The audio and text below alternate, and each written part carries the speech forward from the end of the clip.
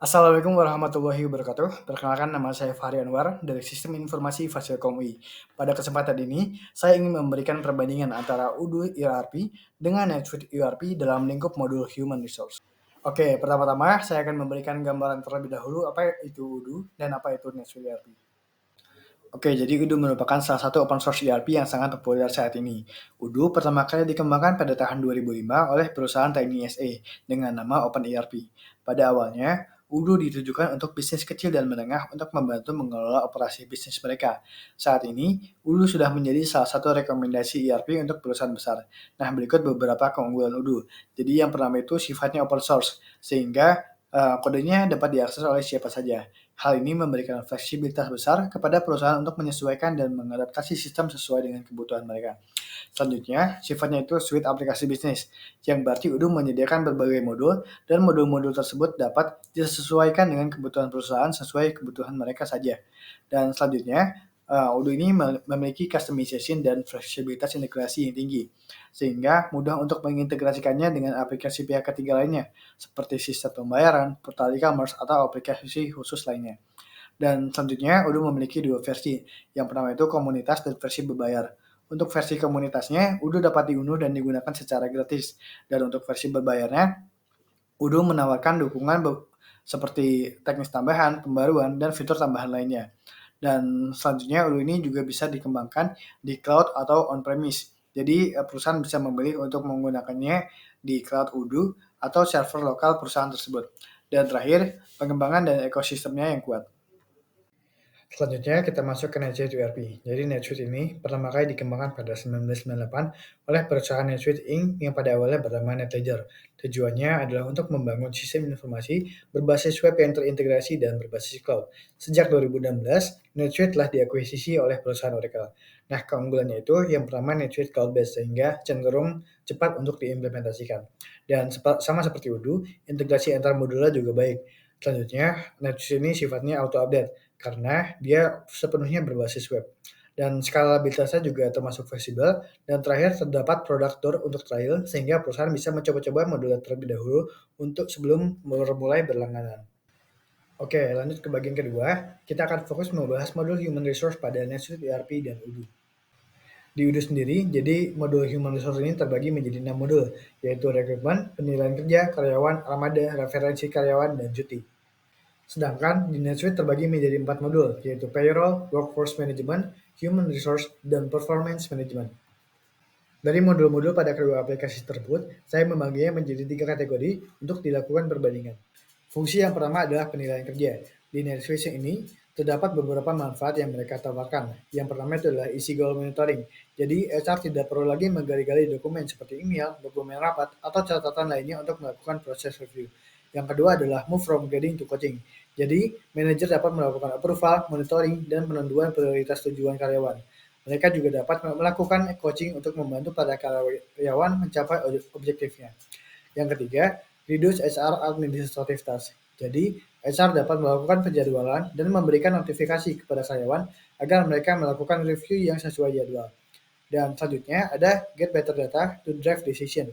Jadi, dapat menyebarkan hasil evaluasi secara menyeluruh untuk membantu mengambil keputusan seperti hiring, promosi karyawan, atau mungkin dibutuhkan strukturisasi organisasi secara ulang. Dan terdapat juga beberapa masalah yang mereka klaim dapat diatasi. Yang pertama itu adalah lack of employment engagement. Jadi, manajer dapat membuat tujuan yang lebih baik agar para karyawan dan dapat di-track setiap harinya. Dan selanjutnya ada manual administrative process.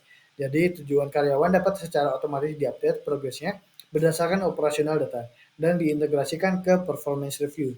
Dan terakhir ada lack of workforce performance data. Jadi performance review ini dapat secara langsung tersedia bagi HR untuk mengambil keputusan selanjutnya. Dan fitur-fitur yang tersedia itu adalah goal matrix, rating scale, goal status, review template, threaded conversation, approval and acknowledgement, dan terakhir itu ada report. Sedangkan pada Odoo, manfaat yang ditawarkan adalah mengatur evaluasi karyawan secara berkala, membuat penilaian kerja yang tepat, merancang survei berdasarkan kebutuhan perusahaan, mengotomatisasikan proses evaluasi, terintegrasi sepenuhnya dengan aplikasi Odoo. Dan masalah yang diatasi adalah kesulitan follow up proses penilaian dan juga evaluasi yang seringkali berada di luar jadwal perusahaan seharusnya. Beberapa fitur yang ditawarkan adalah evaluasi karyawan dalam berbagai format dokumen, seperti PDF dan sebagainya. Dan juga terdapat kalender karyawan dan evaluasi. Dan juga terdapat status penilaian karyawan dan perusahaan. Selanjutnya adalah customizable template, notifikasi langsung, dan terakhir terdapat konversi hasil evaluasi. Fungsi yang kedua adalah daily work management. Terdapat manfaat yang ditawarkan yaitu bring together financial and HR data, reduce HR administrative cost, dan increase workforce performance. Masalah yang diatasi adalah multiple HR system and service, inaccurate reporting, dan terakhir low employee engagement. Untuk fiturnya, terdapat HR administration, payroll, shift scheduling, time and attendance, wage calculation, time of management self-service, recognition, dan terakhir workforce planning. Pada Udu, manfaat yang ditawarkan adalah memusatkan semua informasi SDM, mengawasi informasi penting untuk masing-masing departemen dalam sekejap, mengakses statistik dengan mudah, real-time statistik, pengeluaran yang diperbarui dan disetujui dengan cepat, dan tingkatkan komunikasi di antara karyawan, serta memberikan motivasi dalam bentuk hadiah. Dan untuk fiturnya, itu ada payroll, leave management atau manajemen cuti, time and attendance, information restriction atau pembatasan informasi berdasarkan wewenang, direct notification, timesheet, expense management, time of management atau manajemen kerja lembur, workforce planning, dan terakhir ada recruitment. Fungsi yang terakhir yang menurut saya penting adalah rekrutmen. Namun sayangnya, berdasarkan hasil yang saya temui, saya hanya menemukan modul rekrutmen pada Udu dan tidak pada NetSuite. Manfaat yang ditawarkan adalah mengatur lowongan dan aplikasi pekerjaan, melacak tawaran pekerjaan, menyesuaikan proses perekrutan, dokumen terintegrasi, dan juga terdapat beberapa masalah yang dapat diatasi, yaitu adalah mengurangi kebutuhan outsource dalam proses perekrutan dan juga penanganan sederhana dan profesional. Beberapa fitur yang ditawarkan adalah atur situs lowongan pekerjaan, promosi listing iklan lowongan, pelacakan lamaran masuk, customizable tahapan rekrutmen, filter dan sorting lamaran, serta referensi karyawan oleh internal perusahaan. Selanjutnya adalah perbandingan antara Udu dan NetSuite berdasarkan UI atau tampilan sekaligus berdasarkan UX-nya. Berikut merupakan beberapa tampilan dari NetSuite.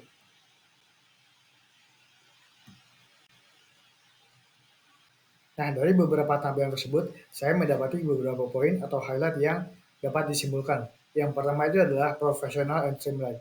Jadi, NetSuite ini memiliki antarmuka pengguna yang terlihat profesional dan sangat disederhanakan. Hal ini sering dikaitkan dengan perusahaan-perusahaan besar dan perusahaan yang memiliki kebutuhan bisnis yang kompleks. Selanjutnya, ada kelebihan di menu dropdown. Jadi, menu navigasi utama berada di bagian atas layar dalam bentuk menu dropdown. Hal ini memungkinkan akses cepat ke berbagai modal dan fitur.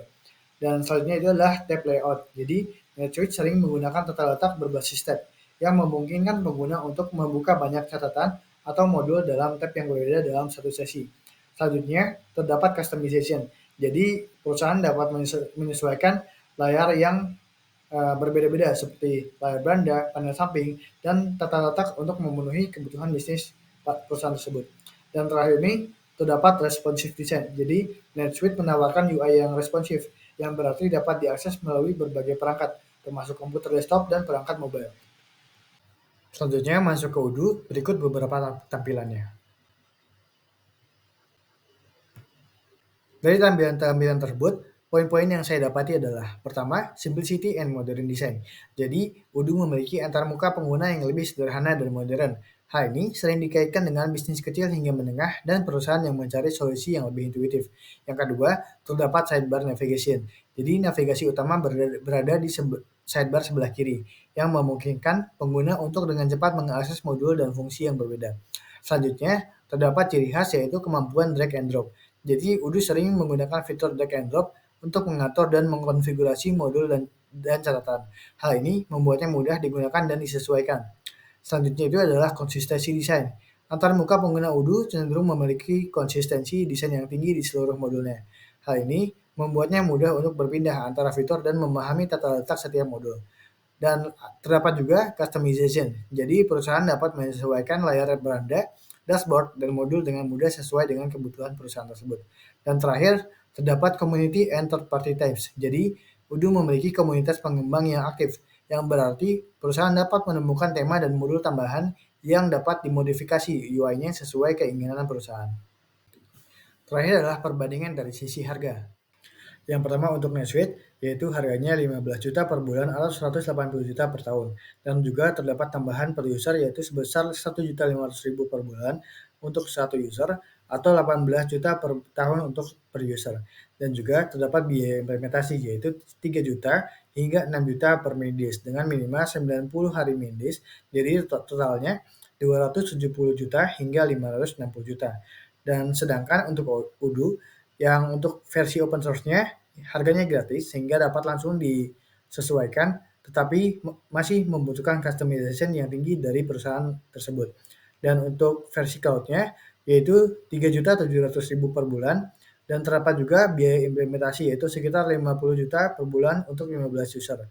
Dan perusahaan dapat membayar hanya sesuai dengan modul yang diinginkan.